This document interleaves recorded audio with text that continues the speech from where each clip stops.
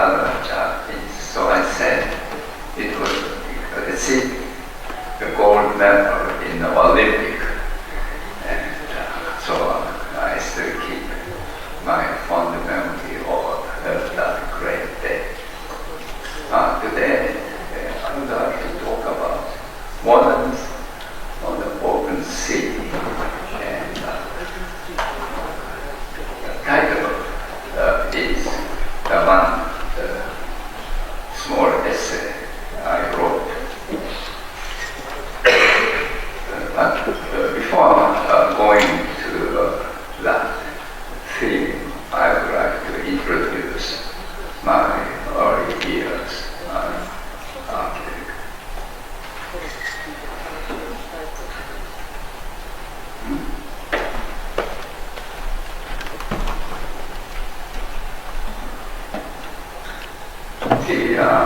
I was standing in the front of my house, trying to cross the street, and one unknown Japanese man came and asked, "Are you Mr. Maki?"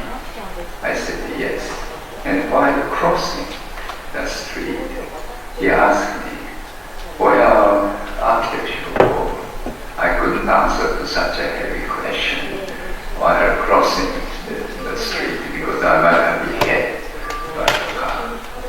But later, when young Harvard students group visited my office, they asked the same question: "Where are we going?"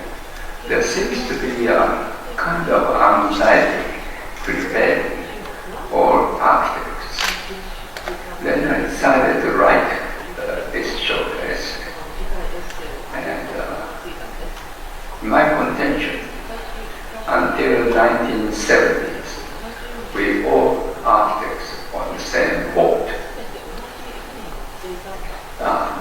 So we are friends, enemies, and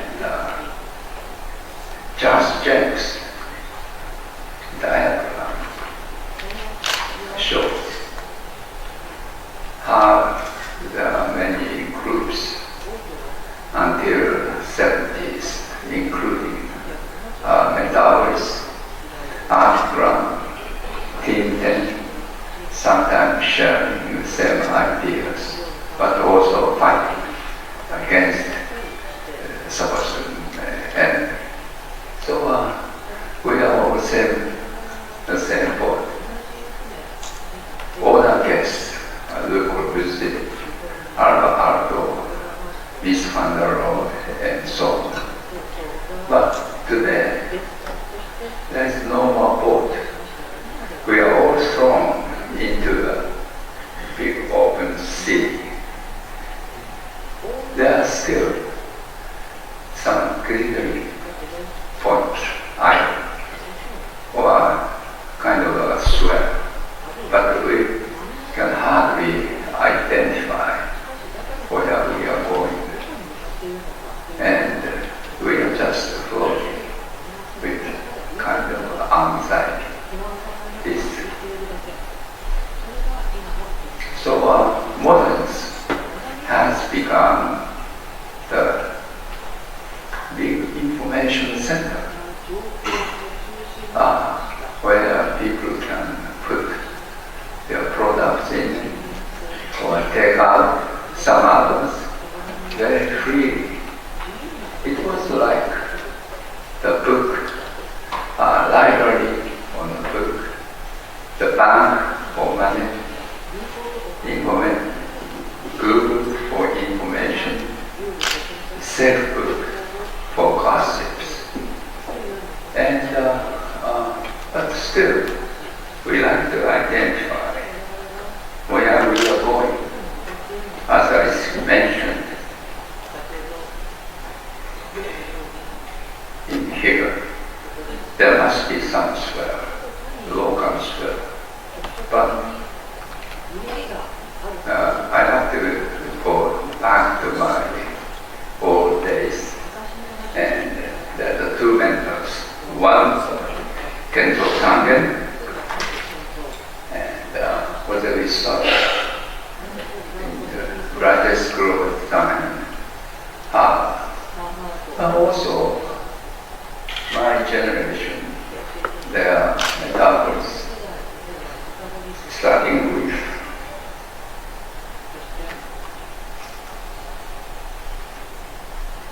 Kikutake, myself, Otaka, and Kurokawa, and we published metaphors 1960 as our manifesto.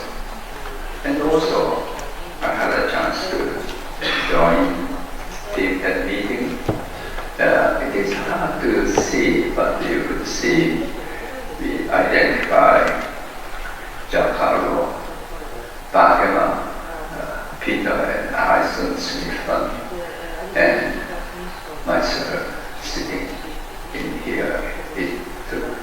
At the Bagnos says, Southern France, 1959. And the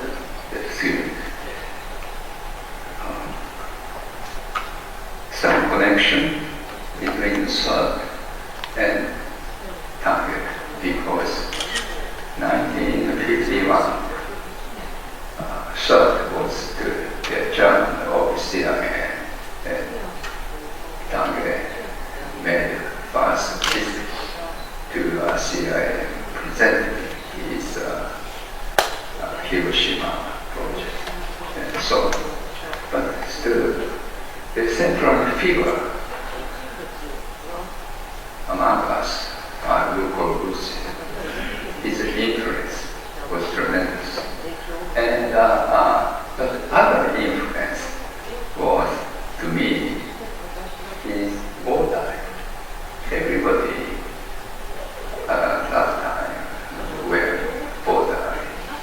And I was wearing a wartime when I was giving the presentation of my first project in the United States, Singapore.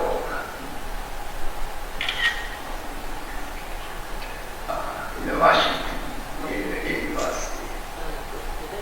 And later, 2 years ago, I was invited to give a keynote speech at alumni annual event in Harvard.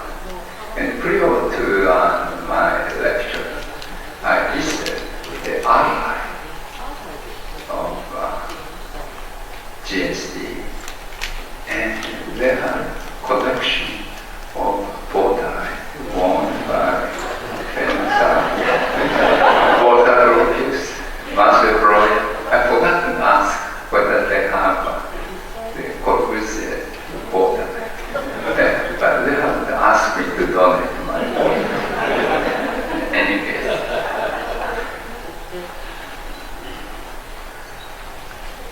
So I mentioned about the open sea, and mentioned also the square or green spot.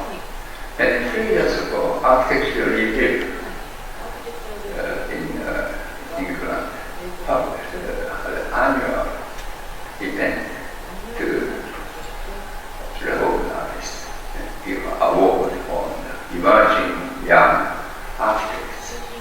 And this one shows how those people are located. Quite few in Japan and Spain. Then the rest, Estonia and Thailand or Sri Lanka, not in major cities, and also in Japan and Spain. The young architects have a hardship, particularly so in Spain, but still they are coming up with a very interesting project. So we can't say that we are alone. There must be something going on this world. And I call one swell, ground swell, the open sea, as humans empathy. And I just like to read the short passage how I define this short, excuse me,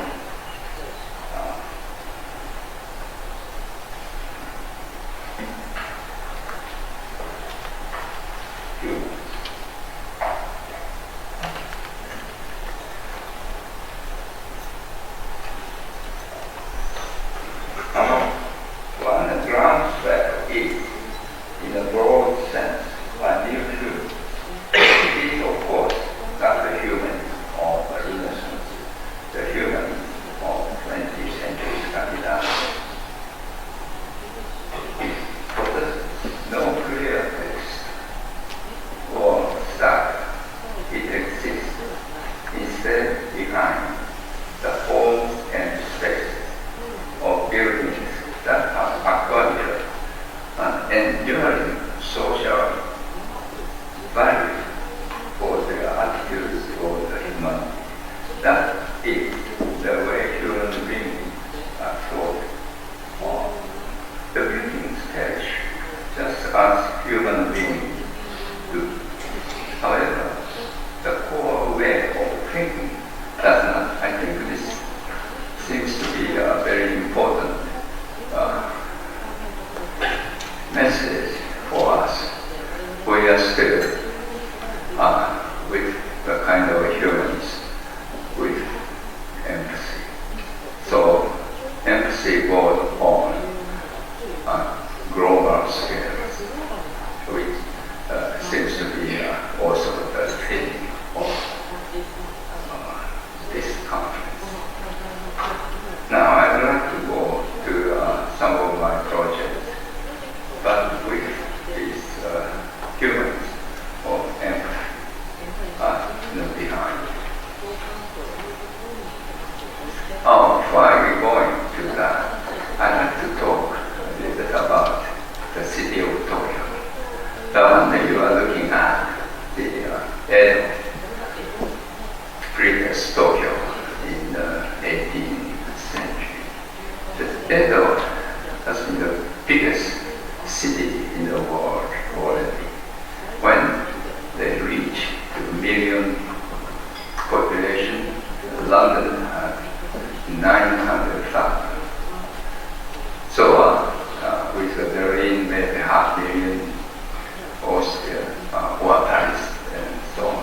But I think when we are trying to modernize, some of our places owned by samurai are divided into smaller pieces and sold for merchant towns. As you see in here, it's not in the same scale, but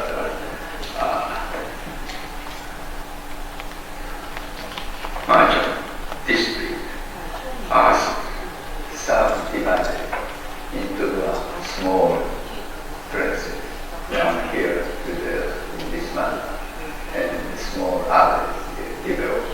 And so was the large samurai estate, and trying to follow some geographical characteristics and others as well. So our city, Tokyo, has become more atomized places. And also, interestingly enough, there are many mentions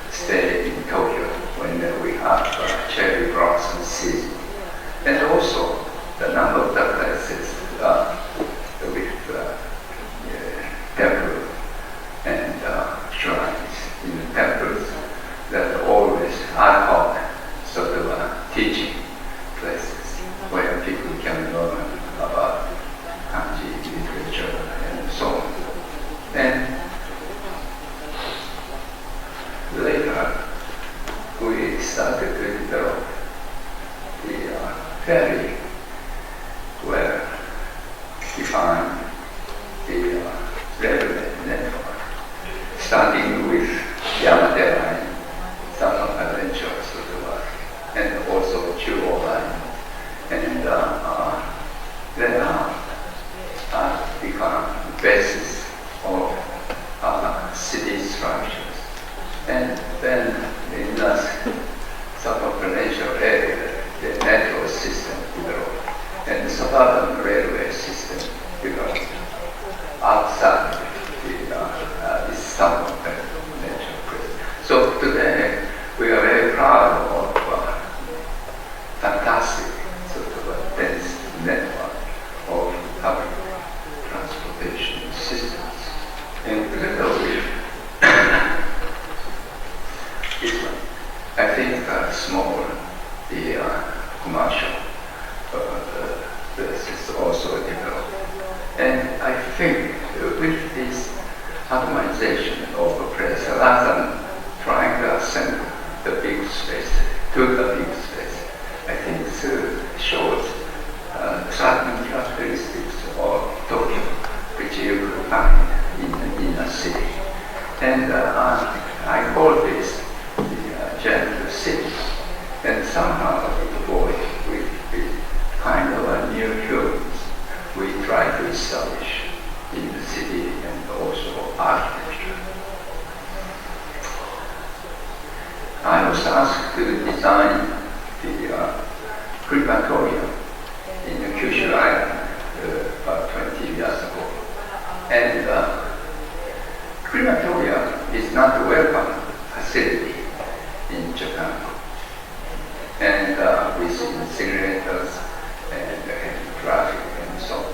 But the mayor of the city was wise enough to develop a big park in front to merge this crematorium behind. So you could, I'd like to take you through in a sequential manner. This is a view from the park side and showing pieces of architecture, but with the base ground, the volume very much cut off. Then in the entrance hall, then through here you go to next place in behind. This is the first place you say your own farewell to disease, love. And then through here, you go into crematorium proper, where you give a final farewell to the person. And here is the central court, to be very quiet with water and sky. Then it requires about 1 hour to clean. So people will be ushered to the next place, to event and chair or in the Japanese tatami. Then enshrined room is a place when the persons, the bones, the ashes are brought in. And people would share those by also having their own white ceramic pot. And they will go back home with those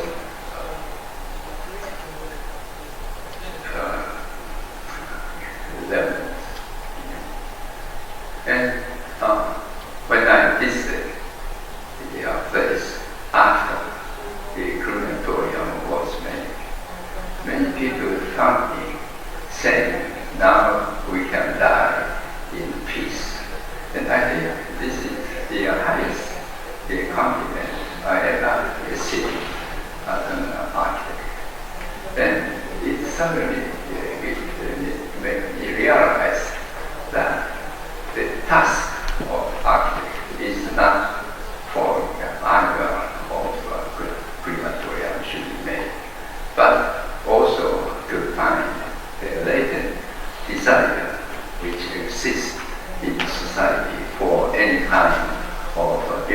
So just follow the direction of the clients or program is not sufficient. You always have to challenge yourself to find out what would be the latent desire of the people. People like to spend also quietly thinking about the and to provide the appropriate place for them to be kind of final issue for making green building. I designed the hillside terrace in Tokyo starting 1969, and we have developed a number of small public spaces, but interconnected to streets, and they are very popular places in Tokyo, small aggregates of architecture. And also, sometimes people are sitting alone and on the public spaces. This is a small tea ceremony which took place sometime, and also young man was sitting on the grass. But there is a small cafe, and since my office is not too far away from there, I quite often go to this cafe to have lunch.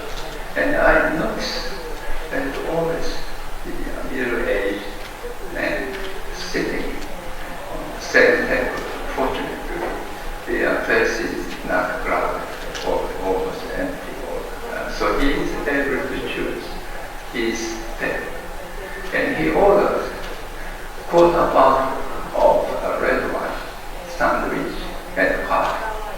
And as I watch, he first finishes half of his bottle, then go into a sandwich, and later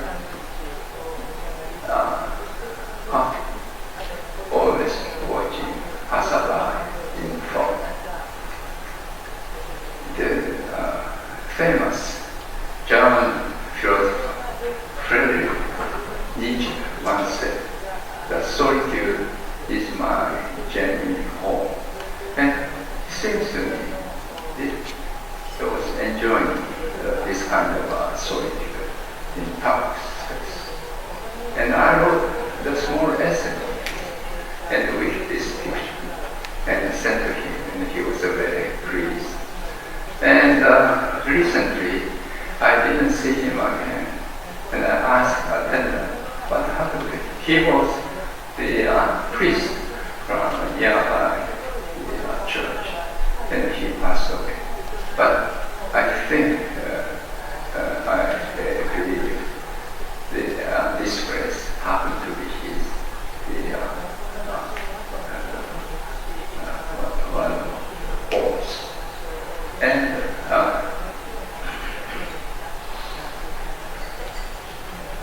my office is in the hillside west. And once Mr. Asakura, the owner of hillside west, owned this house with the only entrance to the street behind. Then we acquired this place facing the main street. Then he asked to design two of us together. And now we decided to make public passage to connect two streets.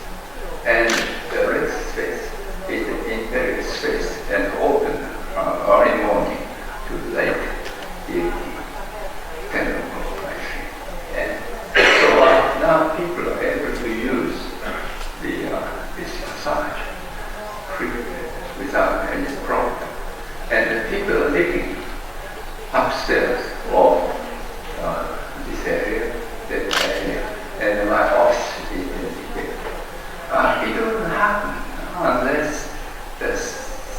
city is safe because on the public street, directly the elevator is facing.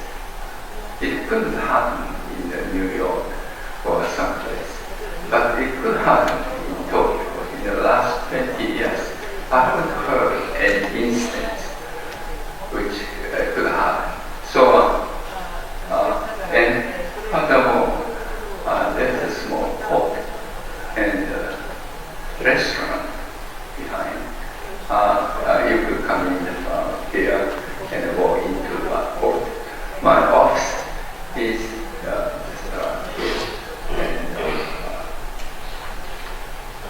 And then sometime whenever we are working on Saturday, we find this because there is a restaurant under this complex, and people have a wedding reception, and they try taking pictures in front of the place, which we have expected, and but still it's a delight, and but with the provision of this place.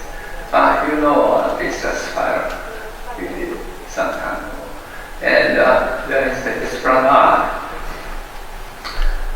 leading the one, the ground floor to FAIA or a small hall here. And we have just celebrated the 30 years after the building was built. In the meantime, we placed small chair facing to our footpath, and quite often you see people just sitting like a priest and looking outside. And the interior has been changing tremendously over 30 years, but this place seemingly always remained to be said like this as well. And when I gave a talk in Australia some time ago, and after the talk, young lady, Australian, came to see me. I was always sitting on the chair when she lived in Tokyo. So this chairs international endorsement. And we have also the garden behind, and sometime with a restaurant behind, it was turned to for a wedding reception. I have never been asked to design the wedding reception, but the place design happened to function in this way. And to me, the delight of architecture, this is something people start to use different ways, but we have programmed or imagined.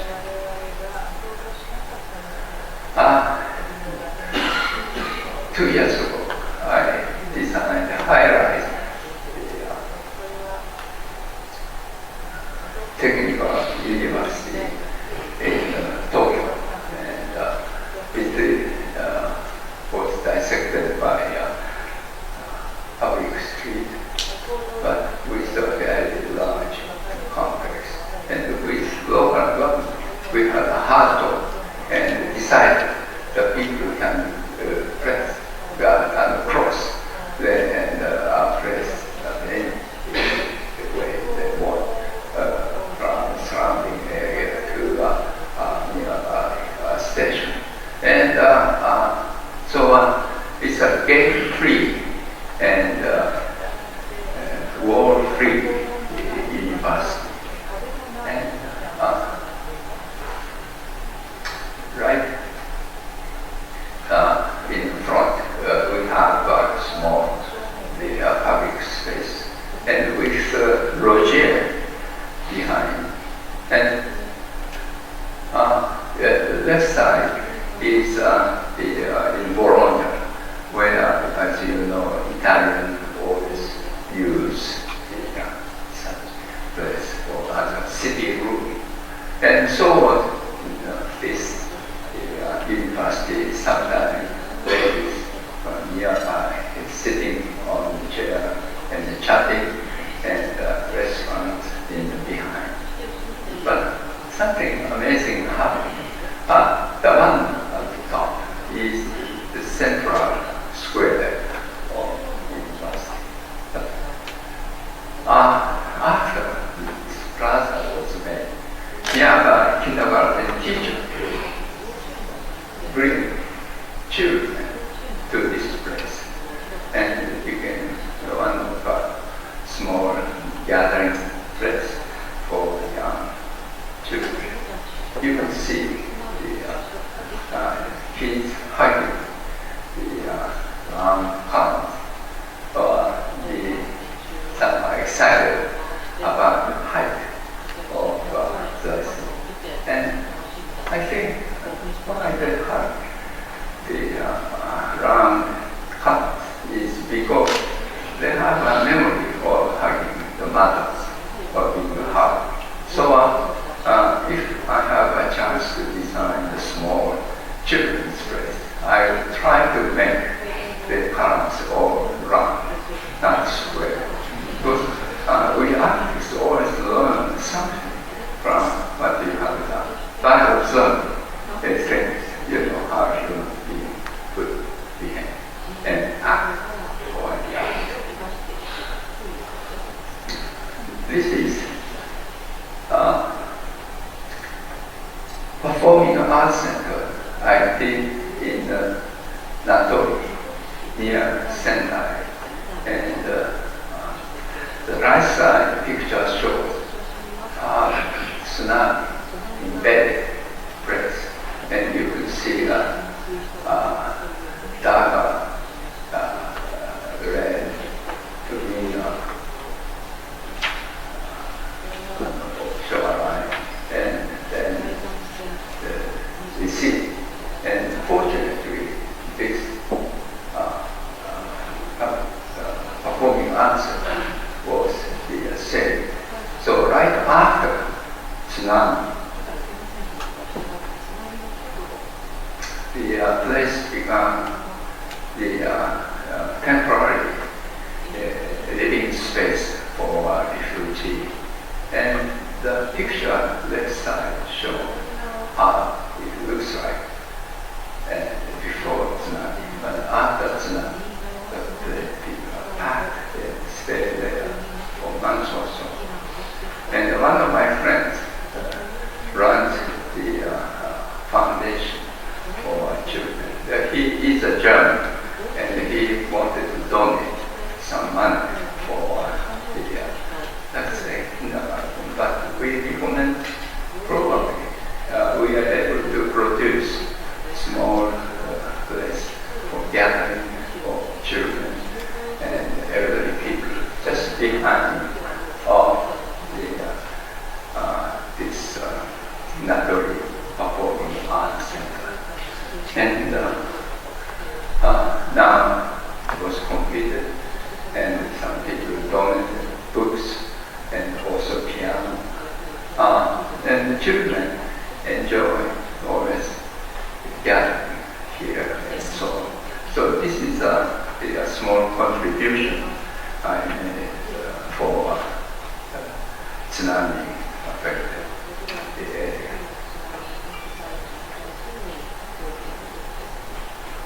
Now I go to the United States and other places abroad for my global international activities. And this is the new media lab I designed a few years ago. And the right side is Hunter Memorial Drive facing the Charles Street, which demarcates Kennedy from the Boston. And I have a very strong memory of this Hunter Memorial Drive because 1950s I was studying at Harvard and was research, and also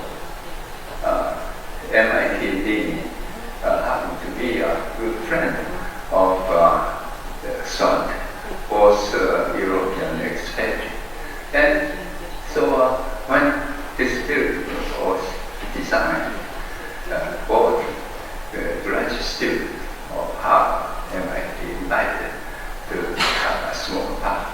The building was designed by Carl Koch and Ralph Roskin and Anderson, some young MIT professors, teachers at that time. And I never forget this scene, the occasion. And also I never thought I'll be designing the new media bar 50 years later, or maybe 6 years later.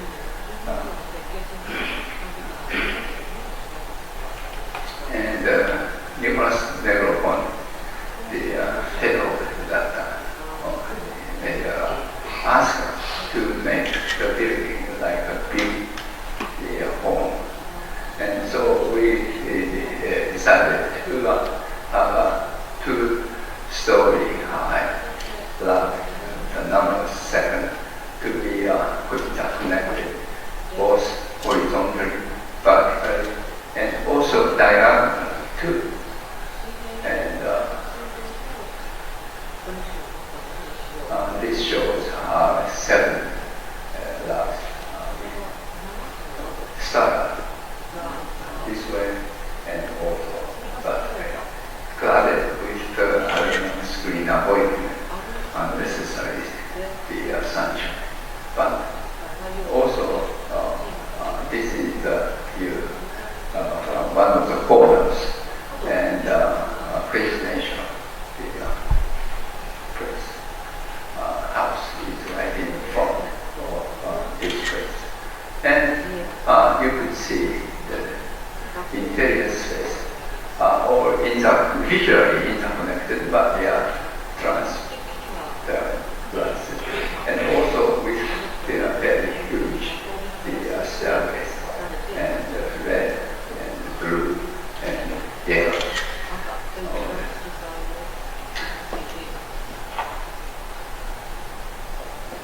And every entry could happen in this laboratory, from investigation of a new small car to a new kind of art, depending on the subject, the laboratory leaders decide.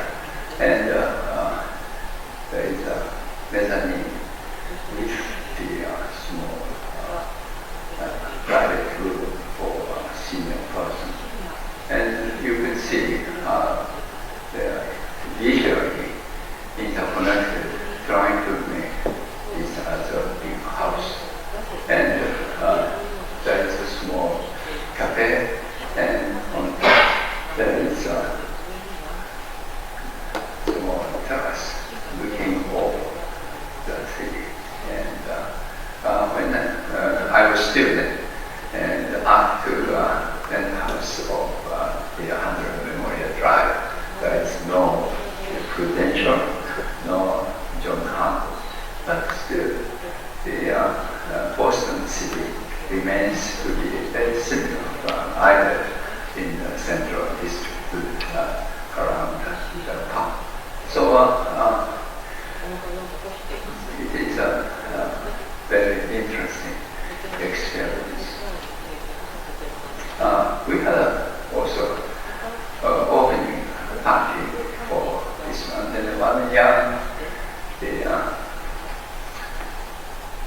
man from Japan came, and he went to school I designed in Japan, and he said the special feeling was very similar, and I found out the similarity between what I have done quite many years ago, and also MIT.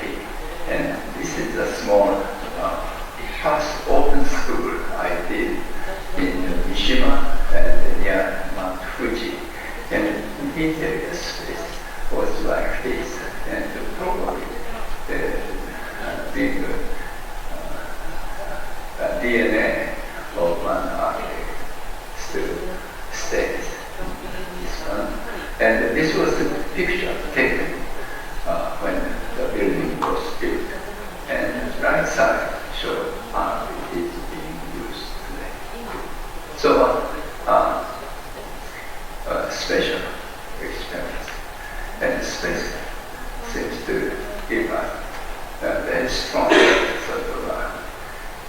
key component for making the architecture in the modern form.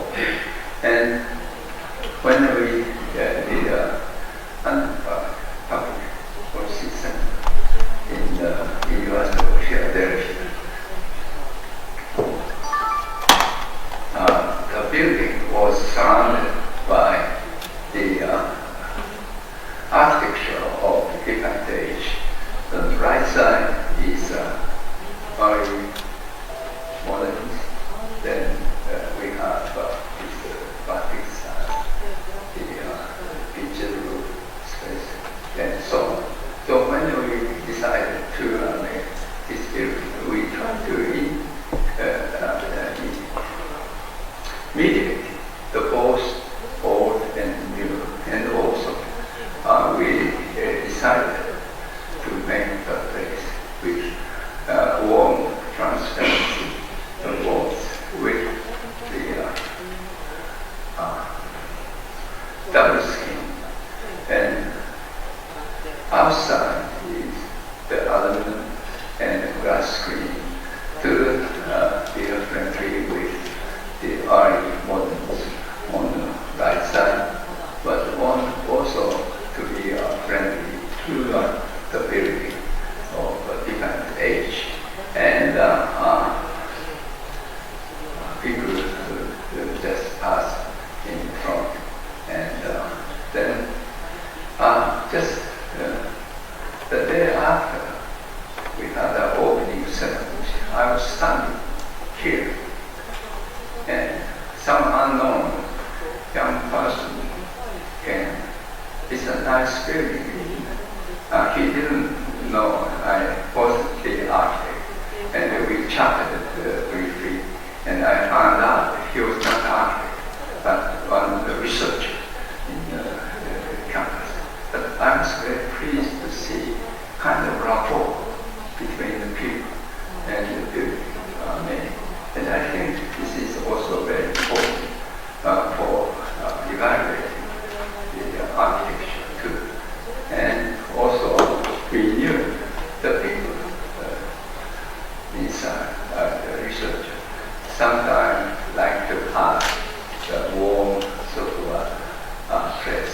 And with this double screen, and you could cut the summer heat by pushing up pulling up air to the top. And in winter time, double skin ensures the warmth. And also there is a small opening, and in appropriate season, they can just open by hand and enjoy the good autumn or spring days.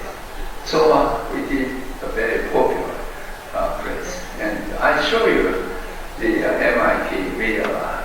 And first I asked Nicholas Neville, I'd like to have a cool place or a warm place. He said, cool place, immediately. So I designed it that way. But here, I also sense the researchers who read and chat quiet. The quiet is kind of a sort of a place with certain ambiance.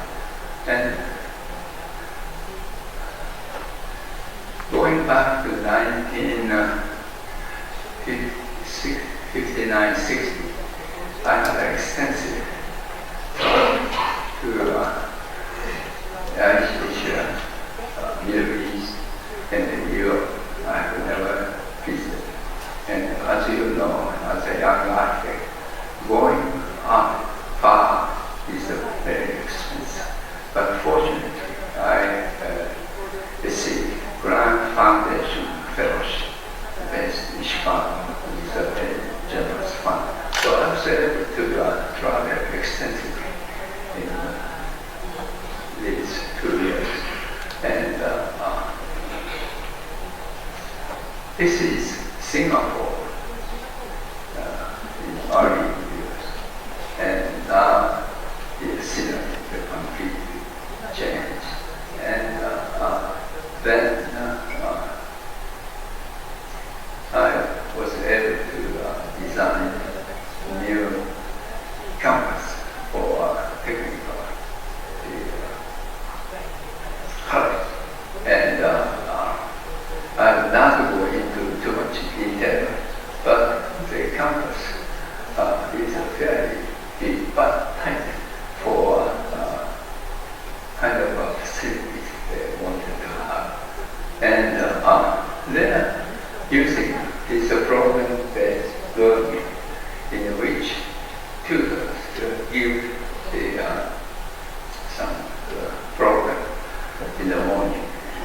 daytime students are free to tackle this problem, either alone or in a group, mostly in a group.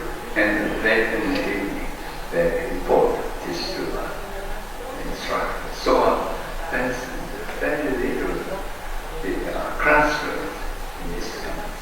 But with a huge sort of common space, we call agora, and central space for library and two cafes, and the rest students are free to use with the elevator coming down here.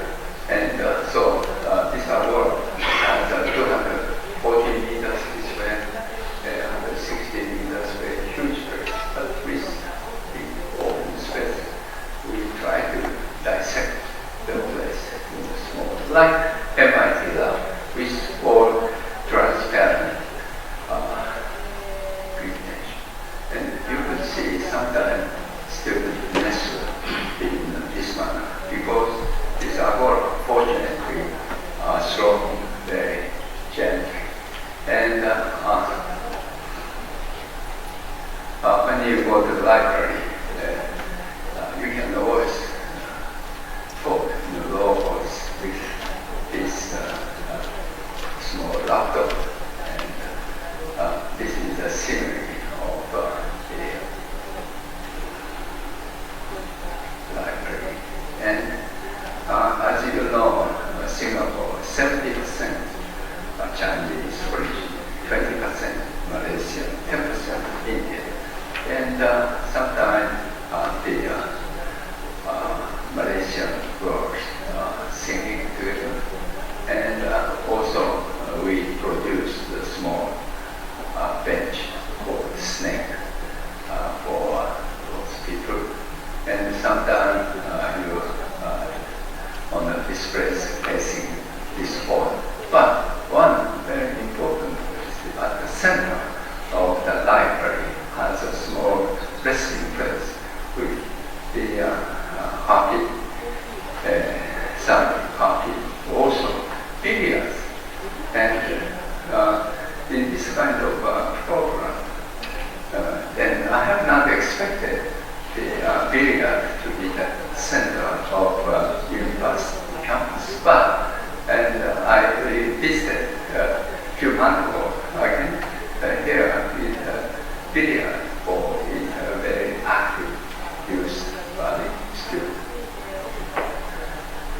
This is the scene of a cafe, and as you see, you have small art for Chinese food, Indian food, Malaysian food, even Japanese soba or noodles, and upstairs for Italian style cafe to be able to have the drink, so and also this experience tells, again, you have to make a public space big enough, but also flexible enough, and to be able to have their own sort of activities, generally out of the space. 1959, I visited Ahmedabad. Doshi, the famous Indian architect, lived there, and he was also the recipient of a Grand Foundation Fellow. He came to Japan, so I promised him to go to Ahmedabad and eventually to Shanghai. And he assigned a small lodge to stay in the evening. And next morning, when I came out from my hotel room, I was able to take these pictures with the cars in the front and the Mill Owners Association building, very famous by Le Corbusier when he was designing China in India.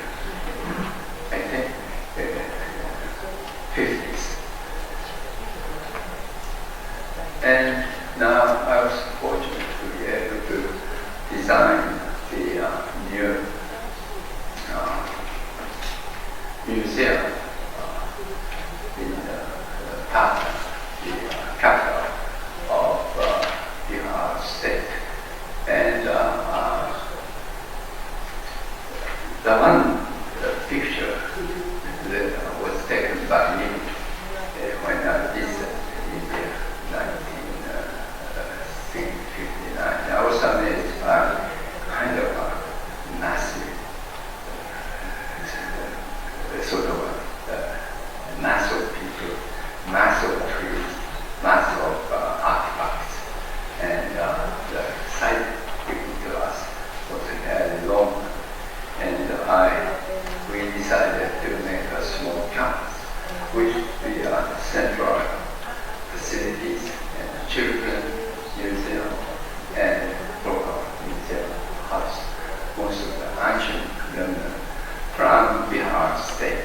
And Bihar state is a place where Buddha was also born. And also, as you know, the first island was originated in India. So remember, we use extensively coal and then with the office center. And now it's under construction. We're hoping the building will be completed sometime early next year. And you can see in the construction site some of the things I've never had before. But it's going on like this one. And this is a CG image of the corridor in the front of the gallery behind, with the small oval board in the front, and then it's also CG. But now for the facade being erected, and you can see this massive of the material, sandstone, grindstone, and the extensive court and wall, the for basic thing for this building. And you will see the construction sort of site from the air. The airport is laying down, and you see also the Doshi and I chatting. I visited the Ahmedabad a few years ago, and he greeted me again. So almost 55 years between the time when I met the first time in Chicago, and then later in Tokyo and Ahmedabad. This is the new media book. It's a National Broadcasting Center in Singapore. It's under construction, and then they are coming out. And we are hoping we'll have an opening service in December. And why it's so good? Because master plan and this district was done by Zaha Hadid. And so we have to comply with the street and side, etc.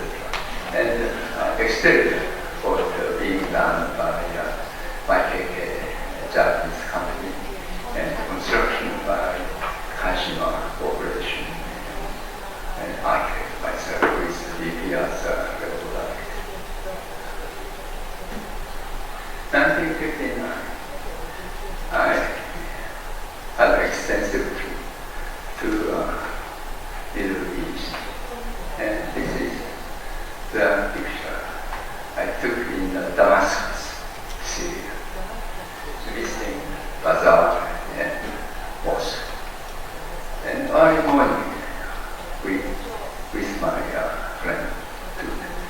taxi to Beirut, and we stopped in Baghdad, and then later I arrived at Beirut. Beirut on the left side is the time, maybe 50s, and the one on the right is later, recent. I was asked to design, invited for international competition to do the flagship office in Beirut several years ago. It was the time Beirut was a booming town, and I decided, and I presented this scheme with I explained when I visited Beirut in 1959. It struck me with the whiteness after visiting many Middle Eastern countries, Tehran, Isfahan, Egypt, and so on. So I said, this is an homage to my Beirut. The first time I had a chance to see the Mediterranean too.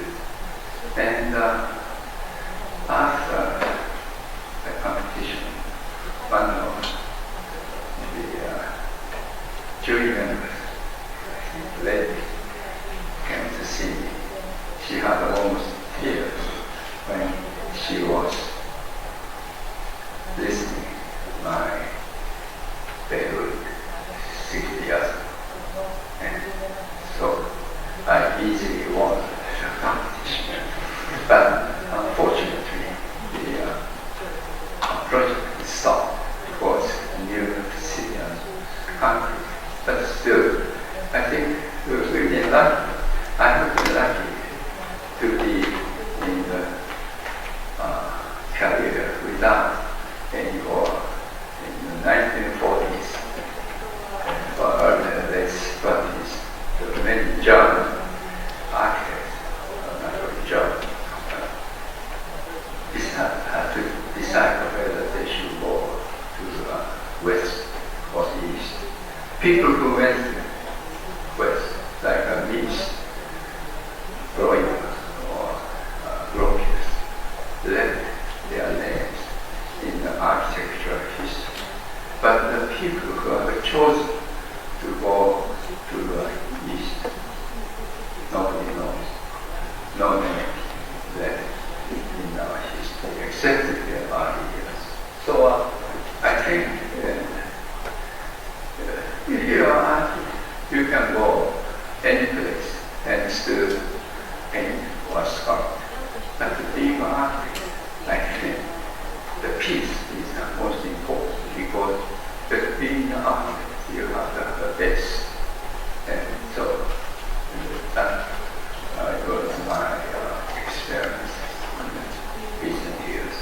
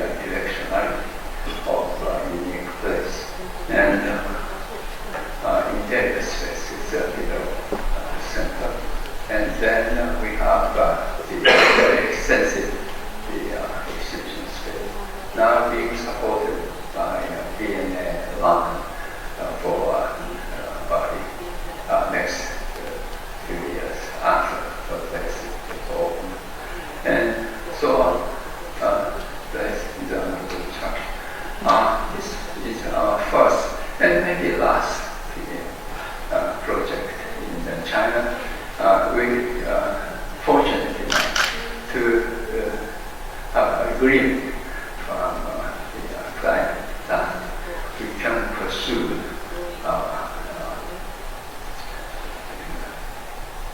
later phase of the design as well as inspection of the site during the construction has started, and probably building will be finished at the end of next year.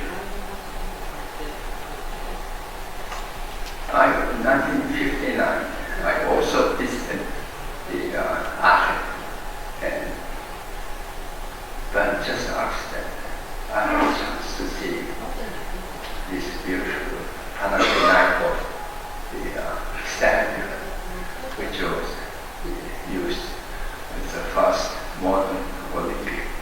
And later, also a few years ago, the place was used as the support facility. And I was delighted to see the scenery had not been changed at all, between 50 years and it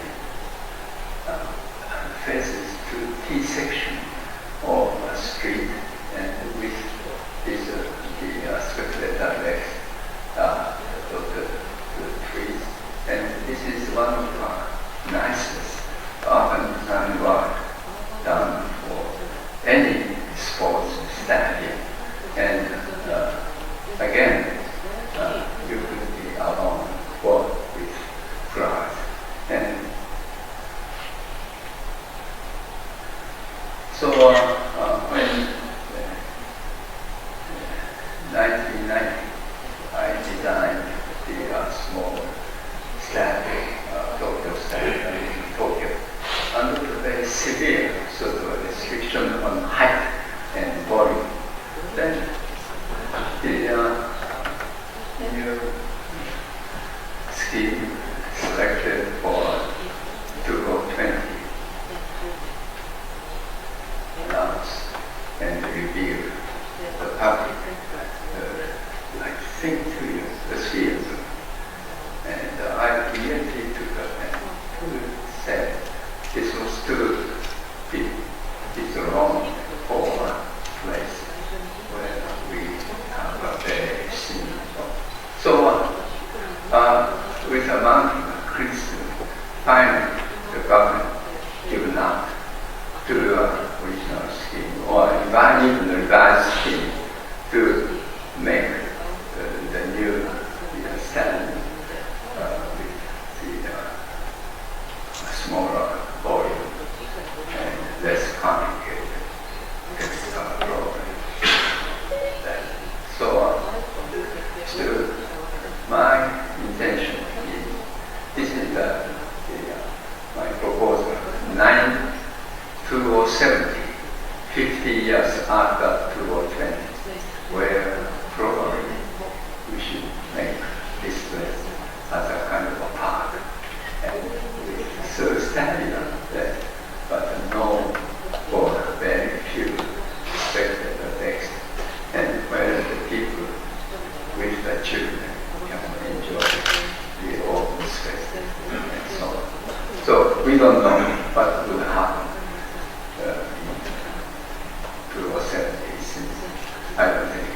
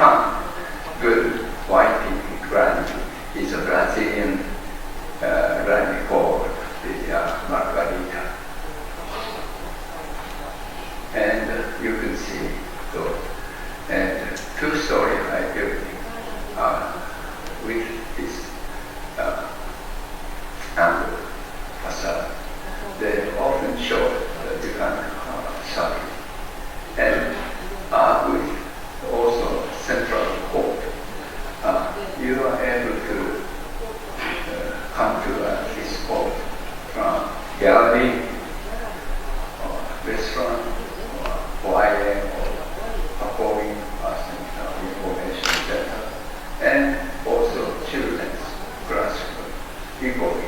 And you get it provided here and there to pay.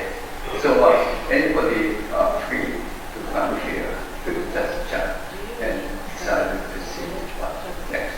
So here is a picture I took this year when I was invited to university, and the people are sitting outside. Sometimes performance also take place at the central court, and people have a drink.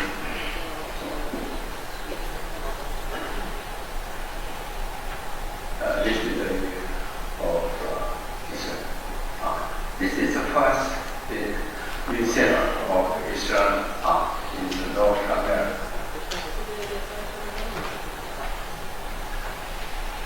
Now the last one is for WTC. It was partially completed 2 years ago. This is the picture taken shown in the New York Times when we had the first public announcement of architecture. You will see Richard Rogers, Norman Foster, Daniel Lipsky, and Zalatan Tataki, and Silverstein, the owner of Sun, and myself. It was taken 2005 or 2006, and unfortunately, number 2 sold to some other people. Then they brought new architect from Denmark. Richard Rogers building is also coming. In the meantime, number 1 is the completed. And our project actually opened 2 years ago, right in the front of Memorial Park. And so we started to make it the simple glass sculpture. The features changes according to time, weather, and so on. And they show the different sort of facade direction. This was taken from the Pritzker Prize. And also it shows different features. And the picture on the left side, 1993, while I was traveling from Philadelphia to New York, and taken from the art, and there was no financial center in the front. So two original WTC has this was the late evening, so red shadow casting over the Hudson River. And after this building was built, some people were saying to me, your building sometimes disappeared. And you see on picture above, there is number 1 and the number 4, but in the same direction, sometimes number 4 disappears. And so this happens to be an intentional homage to original, the WTC, which disappeared.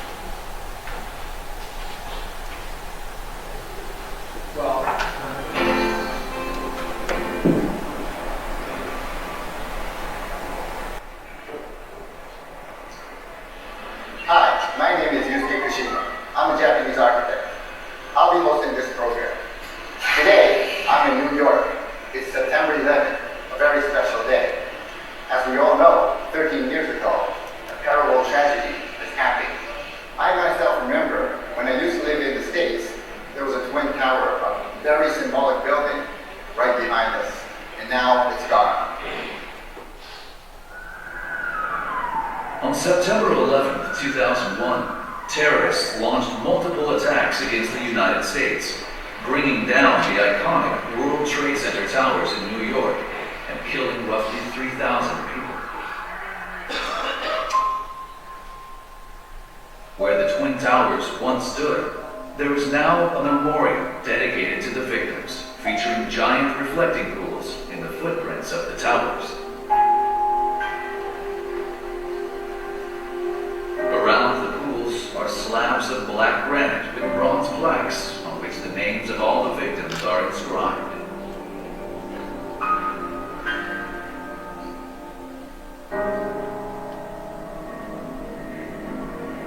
In the 13 years since the horror of 9/11, an endless stream of visitors has brought their flowers and prayers to this site. Next to the memorial, there are newly built skyscrapers.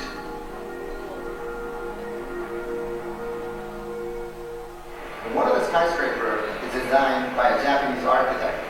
He's a very important Japanese architect who created the modernism and the contemporary architecture today, Fumihiko Maki. Fumihiko Maki is one of Japan's most renowned architects. He designed the new 4 World Trade Center building. 2 years after 9/11, redevelopment plans for the World Trade Center were announced. 4 skyscrapers to be designed by world-famous architects. In November 2013, Maki's building was the first of the 4 to be completed.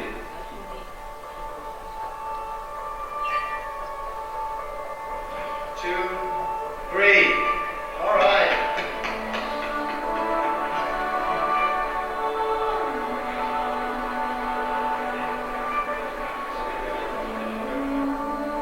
In September 2014, Maki came to New York and paid a visit to the building he designed.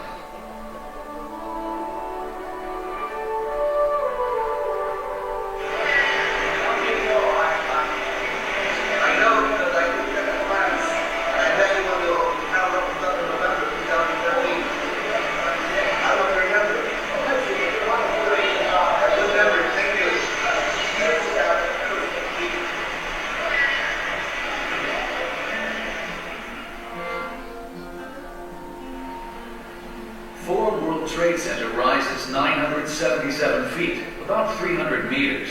It has 72 above ground and 4 below ground floors. 非常に挑戦的なコミッションであったわけですね。ガラスで一つの彫刻を作ろうという、そういう意思が船に始めからあったということですね。The dominant feature of the building is its glass facade. A special process was used to make the glass reflect light like stainless steel or aluminum, creating a mirror of the sky and nearby building. 4 World Trade Center often melts away into its surroundings. Maki created a building that is unobtrusive and elegant.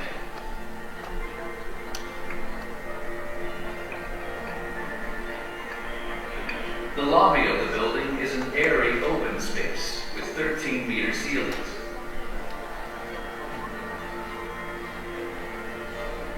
The floor-to-ceiling windows make the adjoining Memorial Plaza clearly visible from the lobby.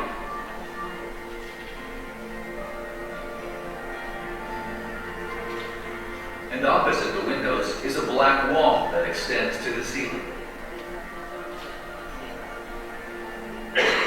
ここにブラックグラニットの壁にしまして、でこれはミラーエフェクト、鏡の役割です。で、向こうのメモリアルマークが全部、映り込むという形で強い関係性をやはり作りたいというのが一つの考え方ですね。The water, trees, and sky, key elements of the Memorial Plaza, can also be felt inside the building.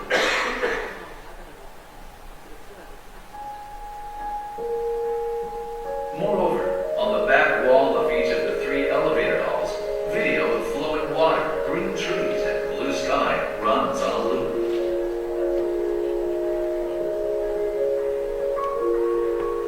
それ見てみんなが入るわけですけど、帰ってくると今度はメモリアルパークが見える。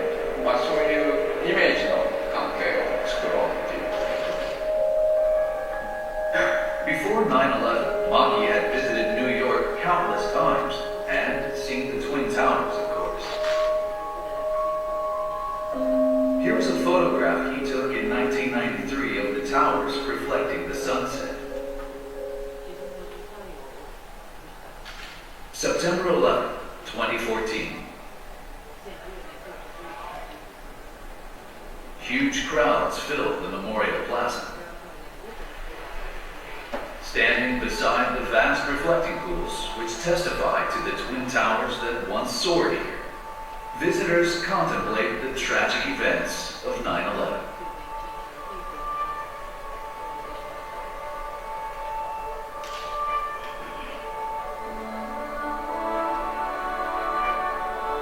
What do the visitors think of Maki's 4 World Trade Center building? I think it's great. They did an excellent job. You know, it was pretty tall, and I haven't been inside yet, but I'm hoping to. I think also it's a wonderful piece of architecture. It reflects the beauty of the city, the beauty of the souls that are unfortunately expiring in this area. And we love coming here. It brings such a warm feeling, much emotion.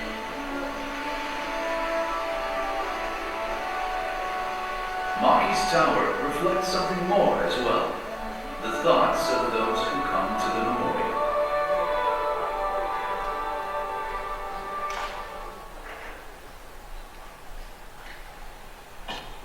Well, yeah, thank you very much. Thank you very much.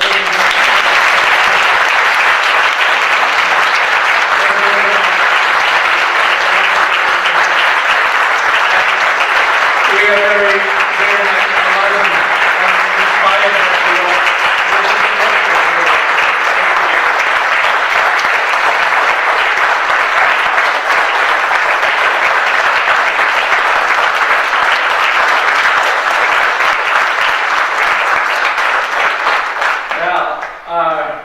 now then we will be open to the floor. Any question from the audience is a good, but we do not have much time for the closing time. And so if you have, raise your hand. Also. And if okay, I would like to ask you, Mr. Maki, and you look smart and elegant and slender, and sophisticated. but indeed your age I'm 67 years old, almost a retirement. But you're 20 years older than I. So how come you're so big?